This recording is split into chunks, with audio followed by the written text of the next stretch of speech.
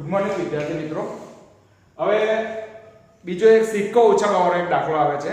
તો સંભાવના પ્રકરણમાં આપણે એવો પણ એક દાખલો જોઈ લઈએ કે પહેલા રકમ વાંચી લઈએ। એ રકમનો પણ તમને ફોટો પાડીને મૂકું છું એટલે બરાબર અભ્યાસ કરજો, પછી વિડિયો જોજો। એક રમતમાં 1 રૂપિયાના સિક્કાને 3 વખત ઉછાળવામાં આવે છે અને તેનું પરિણામ નોંધવામાં આવે છે।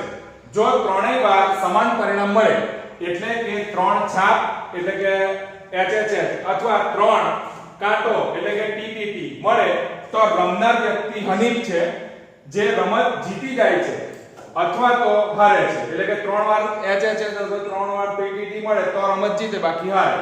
તો હનીફ રમત હારે તેની સંભાવના શોધો। હવે આપણને આ વસ્તુ કીધી છે। હવે આપણે સિક્કો જ્યારે ઉછાળીએ છીએ, નાના હતા ત્યારે પણ ઉછાળતા હતા, ઘણી વખત ક્રિકેટમાં ટોસ માટે પણ ઉછાળીએ છીએ। તો સિક્કો જ્યારે ઉછાળીએ છીએ તો એમાં બે શક્યતા મળે કે કાં તો છાપ મળે જેને આપણે હેડ કહીએ, અથવા તો કાંટો મળે જેને આપણે ટેલ કહીએ છીએ, એટલે કે H મળે અથવા તો T મળે।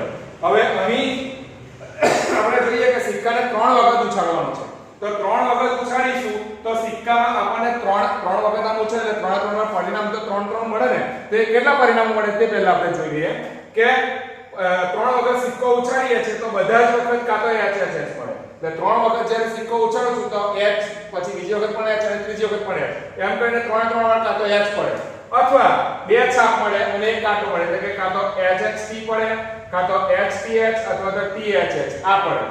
એના પછી કાં તો 1 છાપ પડે, એટલે કે 1 છાપ અને બીજા 2 ટેલ એટલે કે કાંટો પડે, તો HTT, THT, TTH પડે, અથવા એક પણ છાપ એટલે કે 3 વાર કાંટો પડે તો TTT પડે, બરાબર। એટલે અહીં આપણે 1 2 3 4 5 6 7 અને 8 કુલ પરિણામો આપણને 8 મળે છે। એટલે કે સિક્કો મેં કીધું પ્રમાણે ઉછાળીએ તો કાં તો હેડ પડે કાં તો ટેલ પડે। હવે એમાં 3 વખત ઉછાળવા એટલે આપણે 3 પરિણામ સાથે લેવા પડશે। તો 3 વખત કાં તો હેડ પડે, કાં તો અહીં જોયા પ્રમાણે એક વખત હેડ, બીજી વખત હેડ અને ત્રીજી વખત ટેલ પડે। એ જ રીતે હેડ ટેલ હેડ પડે, ટેલ હેડ હેડ પડે। આ રીતે આપણે બધા પરિણામો જોયા તો કુલ આપણને 8 પરિણામો મળે છે, એટલે કે 8 પરિણામો શક્ય છે। હવે આપણને શું કીધું છે, રકમ તરફ જોવાનું કે રમનાર વ્યક્તિ હનીફ એ રમત જીતી જાય છે ક્યારે, કે જો 3 વખત HHH અથવા તો TTT મળે છે ત્યારે। તો હનીફ રમત હારે છે તેની સંભાવના આપણે શોધવાની છે। તો હારી ક્યારે જાય, તો કે આ HHH અને TTT પડે લખેલું છે, જો 3 વખત સમાન પરિણામ મળે તો જીતી જાય છે, એટલે કે આ બે પરિણામો મળે HHH અને TTT તો તે જીતી જાય। પણ એ સિવાયના પરિણામો એક આ HHT, HTH, THH અથવા તો હેડ ટેલ હેડ T એટલે કે HTT, THT અને TTH આ પરિણામો જો મળે તો એ હારી જાય છે। એટલે અહીંયા આપણે પહેલા શું લખીશું કે હનીફ રમત હારે તેના પરિણામની સંખ્યા કેટલી છે તો ગણી કરવાની। હારે ક્યારે, જ્યારે આ HH અને TTT પડે તો જીતી જાય છે, પણ આ સિવાયના છે 1 2 3 અને 4 5 6 આ જો પડે તો તે હારે છે। એટલે એની સંખ્યા કેટલી થઈ, 1 2 3 4 5 અને 6। તો હનીફ રમત આ જો 6 પરિણામ મળે તો એ રમત હારી જાય છે। એટલે અહીં શું લખીશું, હનીફ રમત હારે તેના પરિણામોની સંખ્યા બરાબર 6 માટે તેની સંભાવના એને આપણે P of A કહી દઈએ। P of A બરાબર